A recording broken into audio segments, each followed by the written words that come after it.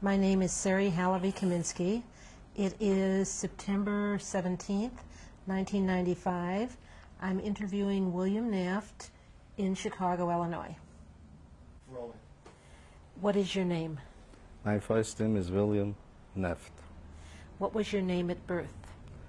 At birth was Moshe Wolf Naftulevich. Would you spell that? M-O-S-H-E is first. Wolf, W-O-L-F.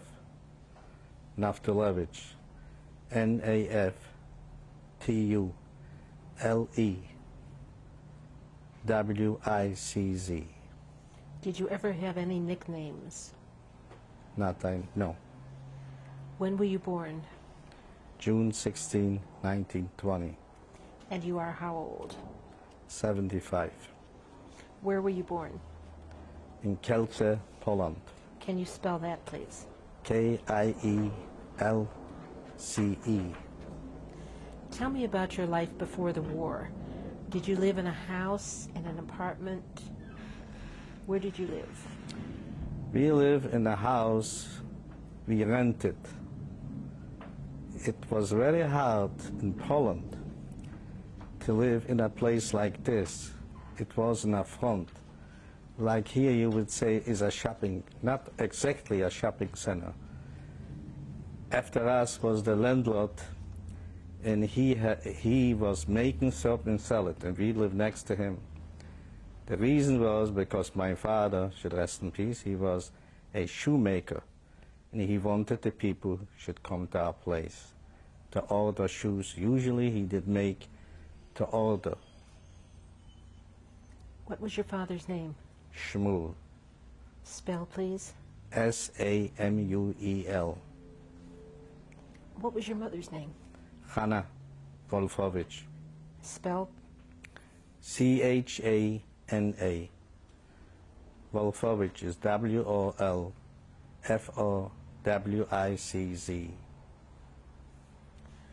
Did you have brothers, sisters? Yes. I have 3 brothers and 1 sister. Can you tell me their names? The name of the first one was Mayer, M-A-J-E-R. Then I have a sister. Her name was Chaya, C-H-A-J-A. And then we have Benjamin, B-E-N-J-A-M-I-N. And then I have another brother, his name was Halska, H-A-R-C-K-A. Were you the youngest?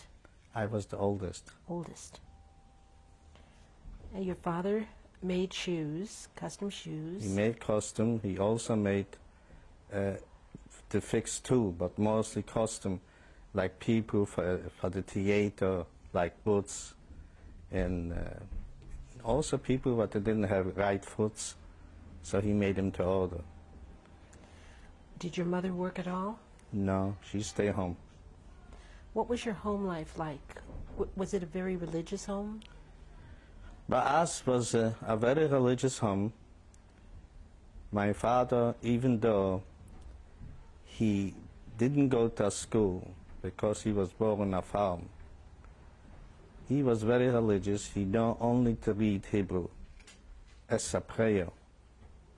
My mother was the same, but nevertheless, he, in my way of thinking, I would say he was a very smart man, even though he didn't know how to write. And it wasn't there like we have in this country, after a week you pay by check. He could have sometimes paid a man, but working by us by 4 people. He could have sometimes pay him after 3 or 4 months, because the people didn't have money to pay. But nevertheless, never happened that he would forget what day and when he paid him what kind of money. Would you say that you were kind of well-to-do? And the standard of, in our city, I wouldn't say we were very well-to-do. We couldn't afford that some people could afford, but we still were better off than some people. As we know, Jewish people, they didn't have very, very little to eat. So, you mean even when you were small, when you were that young, times were bad for Jewish people? I wouldn't say some Jews maybe did have better, but the most of people that I did know didn't have such a life that they could afford, because I know from my own family they did live in places in their work as shoemakers, and they couldn't afford to stay in a place where we stay in a front. They live in the fourth or in a fifth floor. And people in order to come up there to give them work was very hard. But they know they wanted maybe cheaper. They went up to these people, but they have a very hard life. Now, you went to school? It's one thing, but I must say that I always admire my father.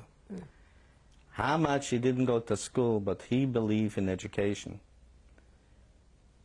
No matter how much money we could afford, he sent me to very religious, they used to call it schools, yeshivas. This did cost really nice money, because he believed that's the only way to do in life, that maybe he felt he didn't go to school, but he felt the children should go to school.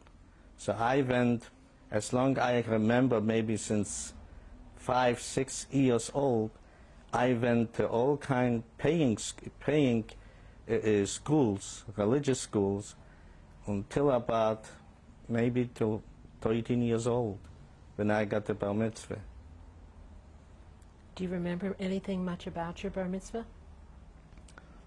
My bar mitzvah, sure I remember. I have, at that time, they called me to the Sefer Torah, and they give me the Haftorah, and after that we went home, right after that, with it was a little synagogue, not too many people. And we went home, and we got herring, and some fish, and some challah bread, and the bar mitzvah was over. And then you were on your own. It's not like in the United States. Then what? Did you continue? Did you continue religious schooling? Well, for a while I did, but one day I decided I couldn't talk Polish, and went to my mind, I am in a country and I don't know how to speak Polish. So I decided I wanted to go to the Polish school. What were you speaking up until then? Yiddish? Just Jewish, Yiddish. I used to go to yeshiva. We used to learn Chumash, Rashi, Gemara, Tosafos, and Rambam. And I remember, to compare to now, I don't remember, but that time we used to say whole pages by heart. You know, in order to compete, I was all the time between the 10 best. It was very hard, but I did it. Now, when you started at a Polish school, were there many Jewish boys there? Yeah, it was Jewish boys, but was one thing, it was hard for me. I couldn't get good grades because I didn't understand Polish. But in the other thing was hard. For the Jewish kids, we always was scared that we shouldn't get hit from the other Polish kids. Somehow I remember one time I had a fight and I said, I'm not going to let him get away because he's Polish. And I put him down. I never forget, it was a little guy. And he felt, after all, he's Jewish, he's not going to beat me. But I put him down. And did they still try and hit you, or? Oh, it was always the same thing. I have a cousin, should rest in peace, his name is Helfing. He died already. He was a low, how you call it, he used to box, a middleweight. And they were a little scared for him. But still, I have a lots of trouble. Then, is there more you want to ask me? No, I was just going to ask if were there any of the Polish boys who became friends or not at all? I have only one guy, he did understand. He was different to compare. His name was Buyak. He understood more than other kids. And we got friends, but not, I would say, friends that we did go out together or something like this. That was very hard in Poland. Especially for me, it was very hard. And then when I started going to school, and after a while, I decided it was hard for my parents, and I went and tried to find a job. I think I was maybe about 14 or something like this, and I went to a place where we were making all for designing shoes for ladies, for men, just the top of the shoe. My father was a shoemaker, but I was not a shoemaker. And that did go on, I would say, about a while. And I decided at that time, I still believe in education. And I felt I should go in the nighttime. They have classes for people that were working. But the thing is, used to go maybe 6, 7 o'clock in the night. There were butchers. There was all the kind tough people, you know. And all the time, if you did go out, in fact, the principal knew he let out the Jewish kids before so that we shouldn't get hit. And I got tired of it, and I stopped the school because of this. Did you ever do any work with your father? No, he was a shoemaker, and I was doing just. This was all. It's all a different line. Did you went to synagogue often? Yeah, I went a lot. But later on, I don't know. When I used to see what's going on in Poland, the Polish people all the time, they were talking against the Jews. And I went first to Zionist organizations. And then later on, I went to the Bund organizations. What exactly is the Bund? The Bund was an organization that we believed if we were born in Poland, we should have the same rights as the Polish people. And that didn't sit good, especially with the Polish people. The fact is, to be honest, as I see it now, because I get experience in the United States, what's going on here, I couldn't blame the Polish people. No education, and they believe everything. I wouldn't say at that time was politicians, but the people that were on top, whatever they told them, they believed. And that was the problem. So this did go on, and I used to go around with, with these people. I belonged in the union. I mean, I started working, and I started right away belonging to the union too, because it was very hard. It was a Jewish union. It was very hard if you would be for yourself. Without a union, you couldn't exist. And I couldn't say that the people that were the bosses, that they really could afford to give all this. But they knew, like every, let's say, when it came, what do you call this, like Thanksgiving or something like this, per holiday, that we have to go out, and it started like, not like a new contract, it was like by word. We're going to get this, and we're going to get this, and maybe a raise like this. And that was the whole thing. It's not like here. When you were in the Bund, how did you try and convince your countrymen to give Jews an equal voice, equal power? Well, it was not easy. We have the organization that exists in the whole Poland. Especially it was in Warsaw. So they did try. They have all kind of people there. They have lawyers, and they try to do a lot of things. And you had meetings? They have meetings, they have everything. And speeches? Yeah, speeches. Used to come to our city and speeches. But we also were a little connected to the Polish people. They used to call themselves PPS.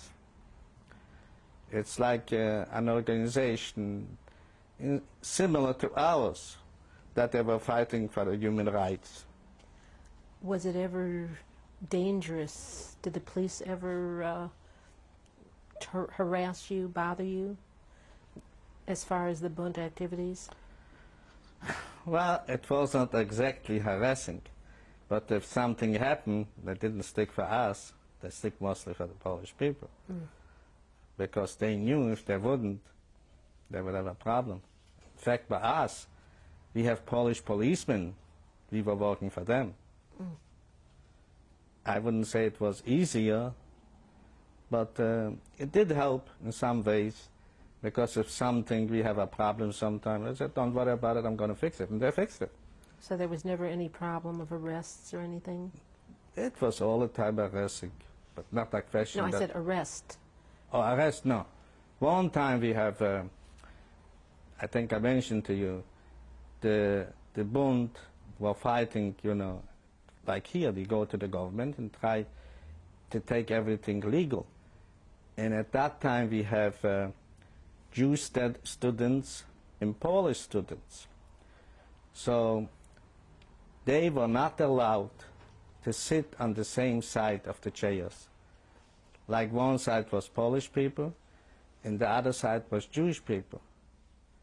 And I don't think was too many Jewish people going at that time anyway to the school, but whatever did go, the organization did fight that we should have a right that they should sit together, as I mentioned you before, because this organization felt, you born in Poland, you should have the same right. And one time they announced that we're going to have a strike to protest only for 1 or 2 hours.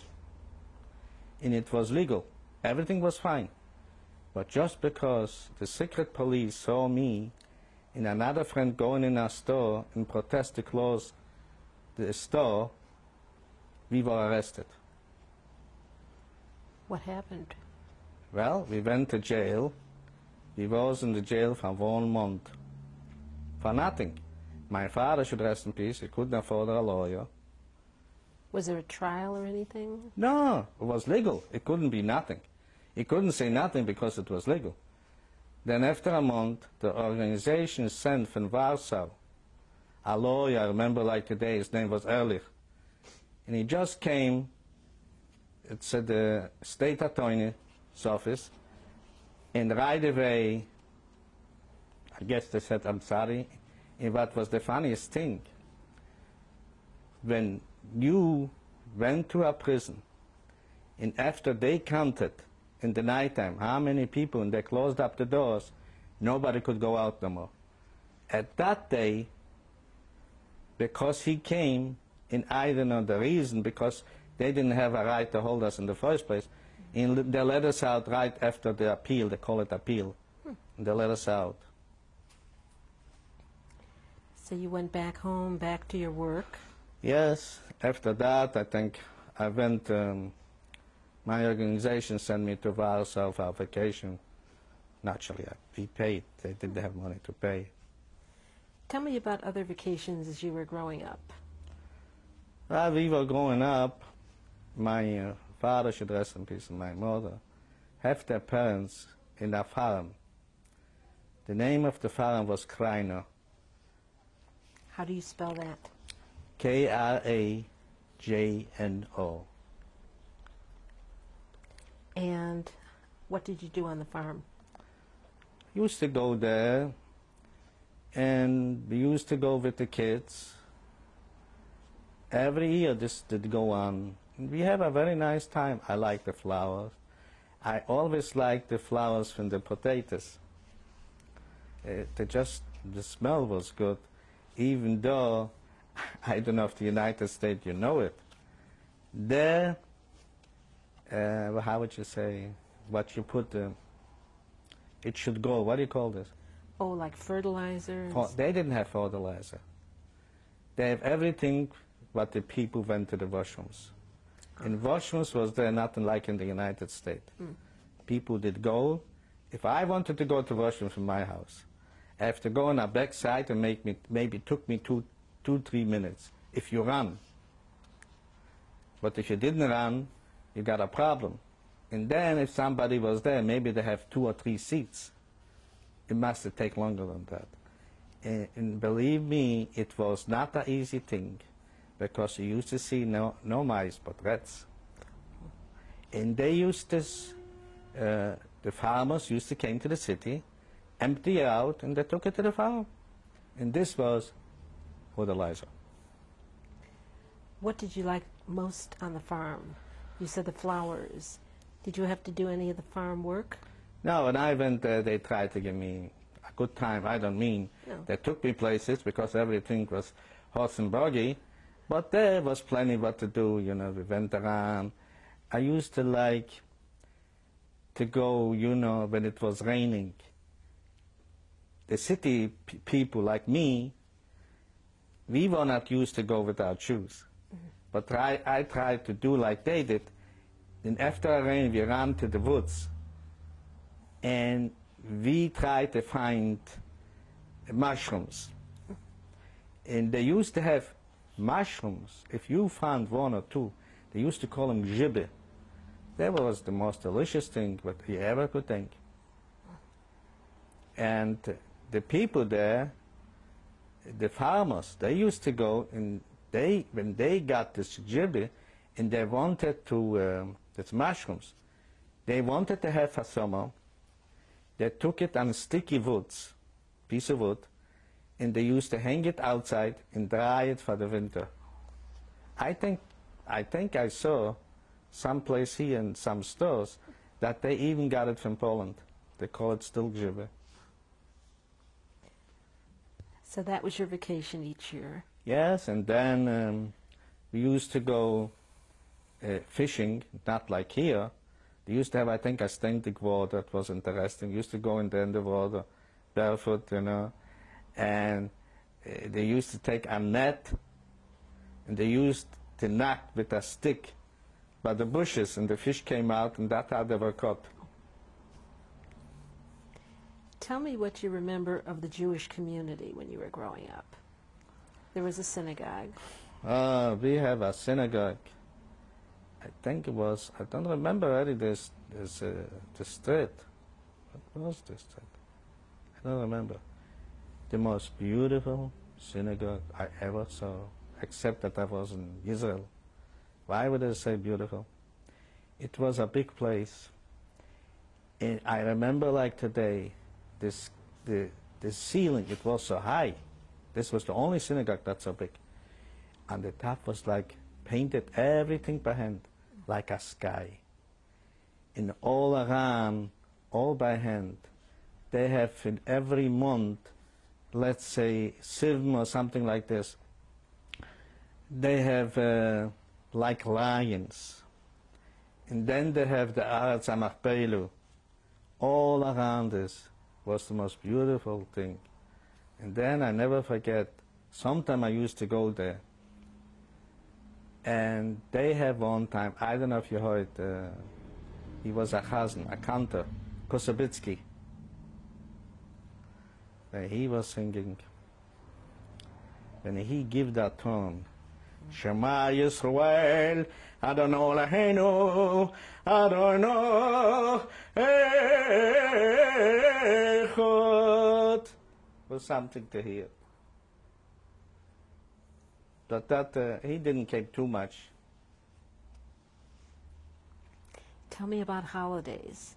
What was your favorite holiday?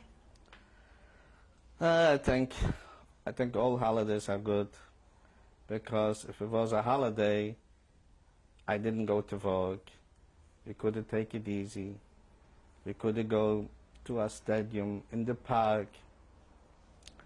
But the nicest, I think, it was Shavuos. They used to bring in the flowers. They used to call it in Polish and in Jewish Tatris.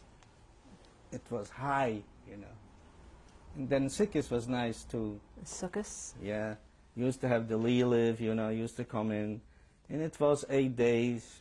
It was really something.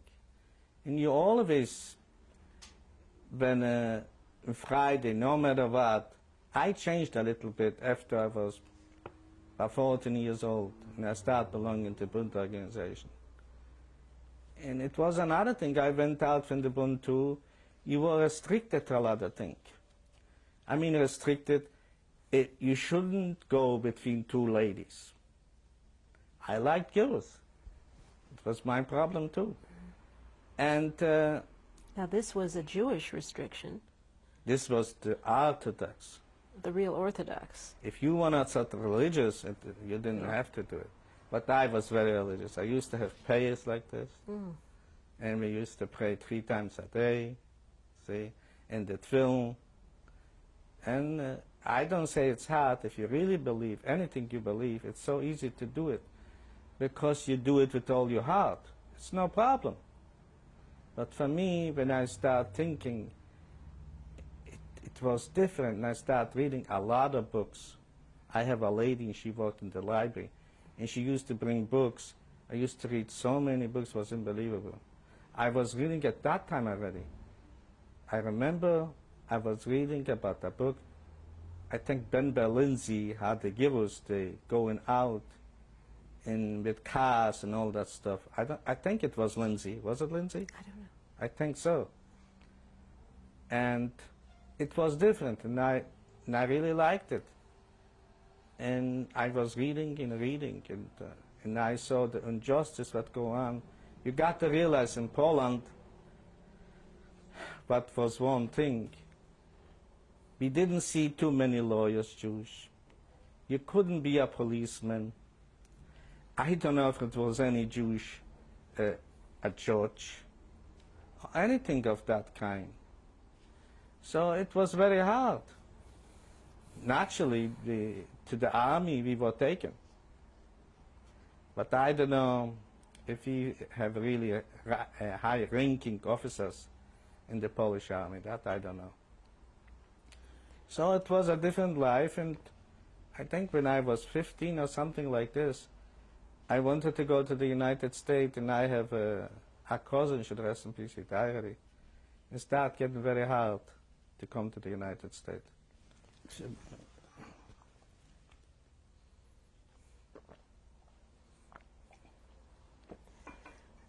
Now, this was about, what year are we at now? 1935. Is this when things really started changing, getting worse for the Jews? Well, it was a funny thing. It never did change. It was always not so good. But when they heard what's going on in Germany, the Polish people didn't realize that they could be, how you call it, that the Germans could come to Poland. And the Polish people, what was against the Jews, they thought this is going to be a good thing, you know. And it started getting worse before the war. How? Well, you hear more, the Jews should get out. The Jews are good for nothing. They're no good for the country. The Jews killed Jesus. The worst thing was by us, when it used to be Christmas, in the night we were very scared. We used to hear in other cities what Polish people did to the Jews. So it was a scary thing. What did they do? They used to talking about they were hitting Jews. You see, the thing is, I wouldn't want to say something that I don't remember exactly. It was pretty bad things that was done to the Jewish people. Was your father still able to work? Yes, he always, we have a lot of customers, very well-to-do Polish people. In fact, we have one family live near us, and they have a dog. He have a big place on his own. He was so anti-Semitic, but he used to come out by us and fix shoes. He have a son. He was against his father because the way he felt. And he used to come up to us. If he has nothing to do, he came to our house and we talked. He was a wonderful guy, intelligent guy. I'm not saying that because he was different than his father, because this was a fact.